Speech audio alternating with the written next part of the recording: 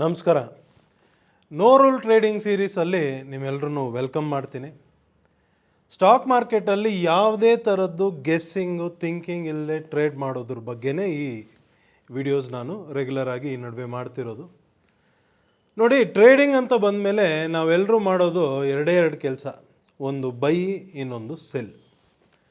ನಮಗೆ ಬೇಕಾಗಿರೋದೇನು, ಅದನ್ನು ಎಲ್ಲಿ ಬೈ ಮಾಡಬೇಕು, ಎಲ್ಲಿಗೆ ಸೆಲ್ ಮಾಡಬೇಕು, ಯಾವ ಪ್ರೈಸಿಗೆ ಬೈ ಮಾಡಬೇಕು, ಯಾವ ಪ್ರೈಸಿಗೆ ಸೆಲ್ ಮಾಡಬೇಕು, ಈ ವಿಷಯ ನಮಗೆ ಗೊತ್ತಾಗಬೇಕಷ್ಟೇ. ಇದು ಗೊತ್ತಾಯಿತು, ಇದನ್ನು ಕರೆಕ್ಟಾಗಿ ತಿಳ್ಕೊಂಬಿಟ್ವಿ ಅಂದರೆ ನಮ್ಮ ಪಾಠಕ್ಕೆ ಟ್ರೇಡ್ ಮಾಡ್ಕೊಂಡು ಹೋಗ್ಬೋದು. ಟ್ರೇಡ್ ಮಾಡ್ತಾ ಇರುವಾಗ ಅದ್ರ ಪಾಠಕ್ಕೆ ಬರಬೇಕಾಗಿರೋದೆಲ್ಲ ಬರುತ್ತೆ. ನಿಜ ಅಲ್ವಾ? ಬಟ್ ಈ ಎರಡು ವಿಷಯ ಮಾಡೋದಕ್ಕೆ ಇವತ್ತಿನ ದಿನ ಸ್ಟಾಕ್ ಮಾರ್ಕೆಟಲ್ಲಿ ಟ್ರೇಡರ್ಸ್ ಏನೆಲ್ಲ ಮಾಡ್ತಾರೆ ನಿಮಗೆ ಗೊತ್ತಿದೆ.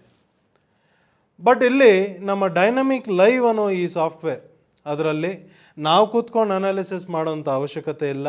ಎಲ್ಲ ಕೆಲಸ ಅದೇ ಮಾಡುತ್ತೆ.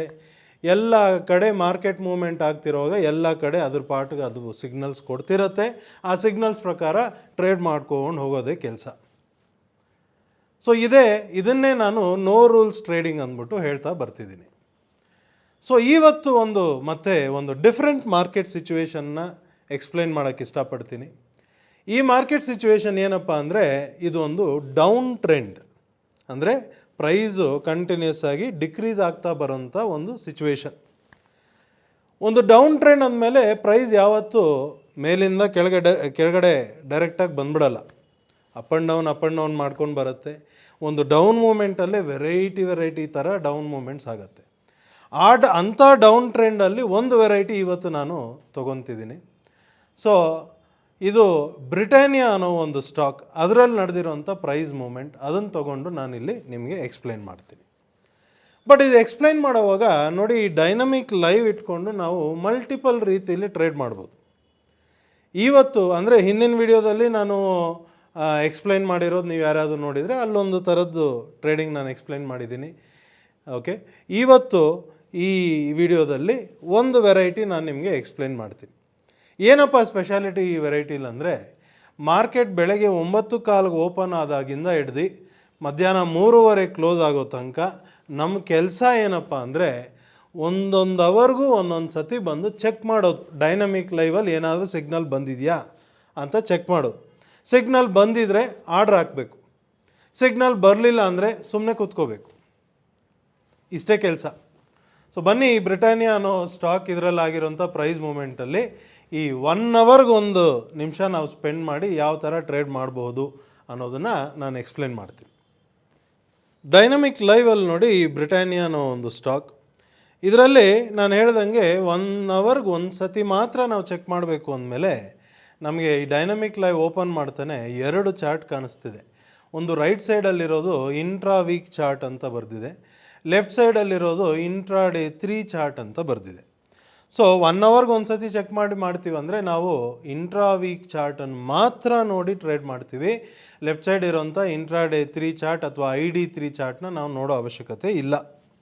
ಓಕೆ, ಸೊ ಇಂಟ್ರಾ ವೀಕ್ ಚಾರ್ಟನ್ನು ಮಾತ್ರ ನೋಡಿ ಟ್ರೇಡ್ ಮಾಡೋಣ ಅನ್ನೋವಾಗ 3ನೇ ತಾರೀಕು ಫೆಬ್ರವರಿ 2025 ಈ ಬ್ರಿಟಾನಿಯಾ ಸ್ಟಾಕ್ದು ಪ್ರೈಸ್ ಕಂಟಿನ್ಯೂಸ್ ಡೌನ್ ಬರ್ತಿರೋವಾಗ ಇಂಟ್ರಾ ವೀಕಲ್ಲಿ ನೋಡಿ ನಮಗೆ ಕೆಳಗಡೆ ಪ್ರಿಪ್ರೇಷನಲ್ಲಿ get ready to sell short ಅಂತ ಬರೆದಿದೆ. ಅಂದರೆ ಶಾರ್ಟ್ ಪೊಸಿಷನ್ ತೊಗೊಳೋದಕ್ಕೆ ರೆಡಿಯಾಗಿ ಅಂತ ನಮ್ಮನ್ನು ಮೊದಲೇ ಪ್ರಿಪೇರ್ ಮಾಡ್ತಿದೆ. ಪ್ರಿಪೇರ್ ಮಾಡ್ತಾ ಮಧ್ಯಾಹ್ನ 12:55 ಅಷ್ಟೊತ್ತಿಗೆ ಇಂಟ್ರಾ ವೀಕಲ್ಲಿ ಲಾಂಗ್ ಸಿಗ್ನಲ್ ಅಂತ ಏನು ಹೇಳ್ತೀವಿ ಅದು ಸೆಲ್ ಕನ್ಫರ್ಮ್ ಮಾಡಿಬಿಡ್ತು.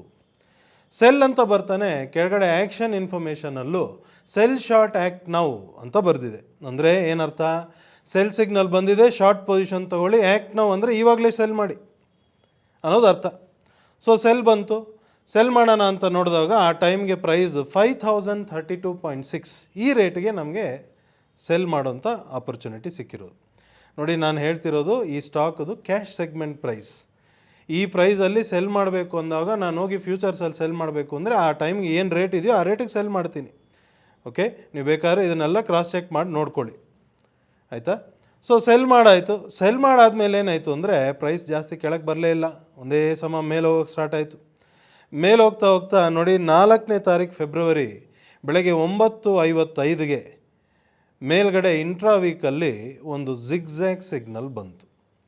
ಜಿಗ್ಜ್ಯಾಗ್ ಸಿಗ್ನಲ್ ಬಂದು ಮೇಲ್ ಬರ್ತಿದೆ ಅಂದರೆ ಏನರ್ಥ, ಪ್ರೈಸ್ ಇಲ್ಲಿಂದ ಡೌನ್ ಬರ್ಬೋದು, ರಿವರ್ಸ್ ಆಗ್ಬೋದು. ಇಷ್ಟೊತ್ತು ಪ್ರೈಸ್ ಮೇಲ್ ಬಂತು, ಇವಾಗ ಜಿಗ್ಜ್ಯಾಗ್ ಸಿಗ್ನಲ್ ಬಂದಿದೆ, ಇಲ್ಲಿಂದ ಪ್ರೈಸ್ ಟರ್ನ್ ಆಗಿ ಡೌನ್ ಹೋಗ್ಬೋದು ಅಂತ ಅರ್ಥ.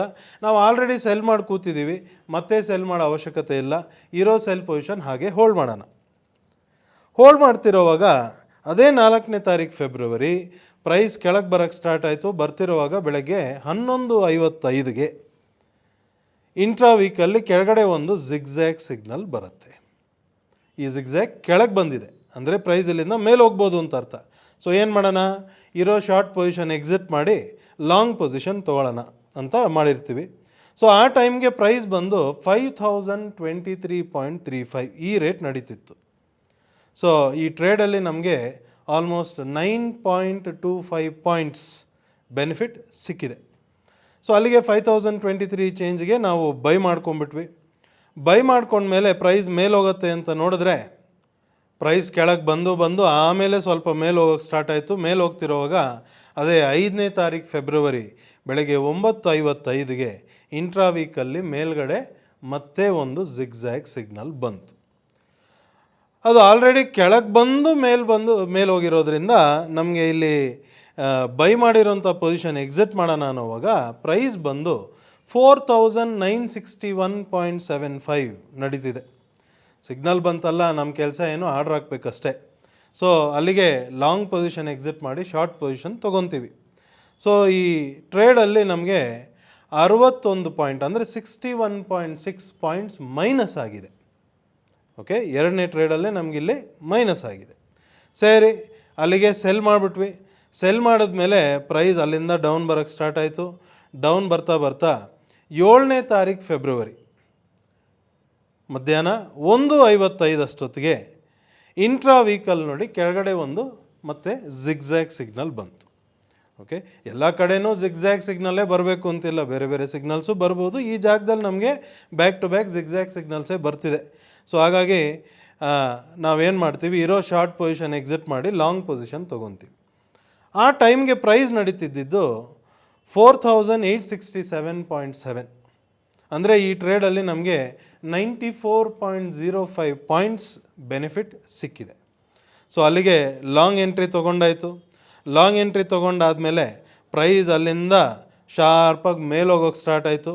ಮೇಲೆ ಹೋಗ್ತಾ 10ನೇ ತಾರೀಕು ಫೆಬ್ರವರಿ 9:55ಗೆ ಇಂಟ್ರಾ ವೀಕಲ್ ನೋಡಿ ಪ್ರೈಸ್ ಮೇಲೆ ಬಂದು ಲಾಂಗ್ ಸಿಗ್ನಲ್ ಹತ್ರ ಬಂದಿದೆ.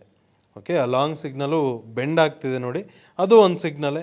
ಸೊ ಇಲ್ಲಿ ನಾವು ಏನು ಮಾಡ್ತೀವಿ ಅಂದರೆ ಈ ಡೀಟೇಲ್ಸ್ ಎಲ್ಲ ನೀವು ನಮ್ಮ dynamic super power trading workshop ಏನಿದೆ, 11 days ಆನ್ಲೈನ್ ವರ್ಕ್ಶಾಪ್ ಇದ್ರ ಮೇಲೆ ಏನಿದೆ ಅದರಲ್ಲಿ ಡೀಟೇಲಾಗಿ ಒಂದೊಂದು ತಿಳ್ಕೊತೀರ. ಇದು ಏನು ಸಿಗ್ನಲ್ಲು, ಇದೇನು ಸಿಗ್ನಲ್ಲು ಅಂತ.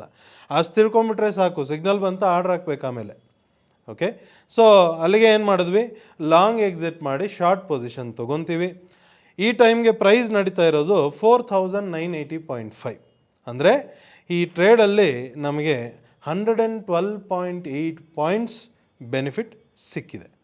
ಅಂದರೆ ಇಲ್ಲಿ ತನಕ ನೋಡಿ 3rd ಫೆಬ್ರವರಿಯಿಂದ ಹಿಡಿದು 10th ಫೆಬ್ರವರಿ ತನಕ ನಮಗೆ ಟೋಟಲ್ 5 ಟ್ರೇಡ್ ಆಗಿದೆ.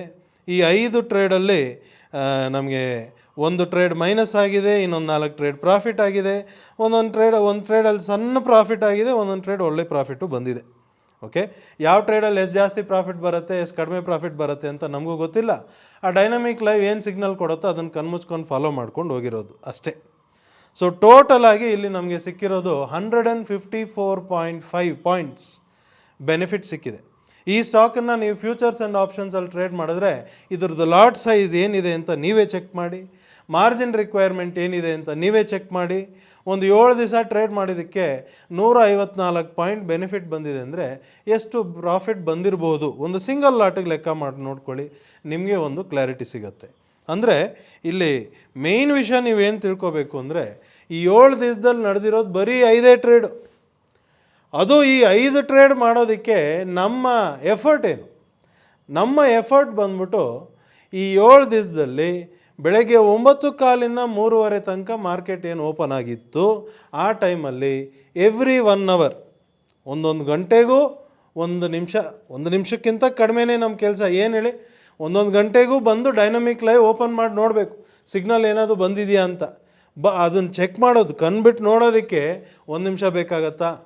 ತುಂಬ ಕಡಿಮೆ ಟೈಮಲ್ಲೇ ನೀವು ಚೆಕ್ ಮಾಡ್ಕೊಂಬಿಡ್ಬೋದು. ಸಿಗ್ನಲ್ ಬಂದಿದೆಯಾ ಆರ್ಡ್ರ್ ಹಾಕಬೇಕು. ಓಕೆ, ಸಿಗ್ನಲ್ ಕಾಣಿಸ್ತಿದೆಯಾ ಆರ್ಡ್ರ್ ಹಾಕೋಣ. ಇಷ್ಟೇ ಕೆಲಸ ಮಾಡ್ಕೊಂಬಂದಿರೋದು. ಇದನ್ನೇ ನೋಡಿ ನೋ ರೂಲ್ ಟ್ರೇಡಿಂಗ್ ಅಂತ ಹೇಳೋದು. ಏನಕ್ಕಿದು 1 ಅವರ್ ಒಂದು ಸತಿ ನೋಡೋದು? ಇದರಲ್ಲಿ ಏನಪ್ಪ ಬೆನಿಫಿಟ್ ಅಂದರೆ, ಸುಮಾರು ಜನ ಟ್ರೇಡರ್ಸ್ ನಮ್ಮಲ್ಲಿ ಅವ್ರು ಹೇಳ್ತಿರ್ತಾರೆ, ನಾನು ಟ್ರೇಡ್ ಮಾಡಬೇಕು ಬಟ್ ನನ್ನ ಹತ್ರ ಟೈಮ್ ಇಲ್ಲ, ಫುಲ್ ಡೇ 9:15 3:30 ತನಕ ನನ್ನ ಕೈಯಲ್ಲಿ ಕೂತ್ಕೊಳ್ಳೋಕ್ಕಾಗಲ್ಲ. ಆ ಥರ ಇದ್ದಾಗ 1 ಅವರ್ಗೆ ಒಂದು ಸತಿ ಚೆಕ್ ಮಾಡೋಕ್ಕಾಗತ್ತಾ ಅಂತ ಕೇಳಿದಾಗ ಸುಮಾರು ಜನ ಅದು ಮಾಡ್ಬೋದು, 1 ಅವರ್ಗೆ ಒಂದು ಸತಿ ಬೇಕಾದ್ರೆ ಚೆಕ್ ಮಾಡ್ಬೋದು, ಫುಲ್ ಡೇ ಕೂತ್ಕೊಳ್ಳೋಕ್ಕಾಗಲ್ಲ. ಸ್ವಾಮಿ, ನೀವು ಫುಲ್ ಡೇ ಕೂತ್ಕೊಂಡ್ರೇ ತೊಂದರೆ, 1 ಅವರ್ಗೆ ಒಂದು ಸತಿ ಚೆಕ್ ಮಾಡಿ ಸಾಕು, ಅಷ್ಟೇ ನೀವು ಮಾಡಿದ್ರೆ ದುಡ್ಡು ಬರೋದು. ಇಲ್ಲಿ ದಾರಿ ಇದೆ, ಈ ಡೈನಮಿಕ್ ಲೈವ್ ಮುಖಾಂತರ. ನಾವು ಜಾಸ್ತಿ ಕೂತ್ಕೊಂಡು ಎಫರ್ಟ್ ಹಾಕಿ ಅನಲೈಸ್ ಮಾಡಿ ಇಲ್ಲದೆ ಬರೋದೆಲ್ಲ ಮಾಡಿಕೊಂಡು ತಲೆ ಮೇಲೆ ಸ್ಟ್ರೆಸ್ ಹಾಕ್ಕೊಂಡು ಕೂತ್ಕೊಂಡು ಟ್ರೇಡ್ ಮಾಡೋ ಅವಶ್ಯಕತೆ ಇಲ್ಲ.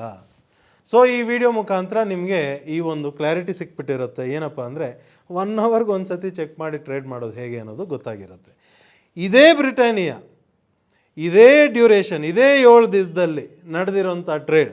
ಬಟ್ ಇಲ್ಲಿ 1 ಅವರ್ಗೆ ಒಂದು ಸತಿ ಚೆಕ್ ಮಾಡೋದಲ್ಲ, ನಾನು ಅರ್ಧ ಗಂಟೆಗೆ ಒಂದು ಸತಿ ಚೆಕ್ ಮಾಡ್ತೀನಿ, ನನ್ನ ಹತ್ರ ಟೈಮ್ ಇದೆ, ಟೈಮ್ ಸ್ಪೆಂಡ್ ಮಾಡೋಕ್ಕೆ ರೆಡಿ ಇದ್ದೀನಿ, 30 ಮಿನಿಟ್ಸ್ಗೆ ಒಂದು ಸತಿ ಚೆಕ್ ಮಾಡ್ತೀನಿ ಅನ್ನೋರಿಗೆ ಇದೇ ಡ್ಯೂರೇಷನಲ್ಲಿ ಬ್ರಿಟಾನಿಯಲ್ಲಿ ಟ್ರೇಡ್ ಮಾಡಿದರೆ ಏನಾಗಿರೋದು ಅನ್ನೋದನ್ನು ನಾನು ನೆಕ್ಸ್ಟ್ ವಿಡಿಯೋಲ್ಲಿ ಕನ್ವೆ ಮಾಡ್ತೀನಿ. ಮರೀದೆ ಅದನ್ನು ನೋಡಿ. ನಮಸ್ಕಾರ.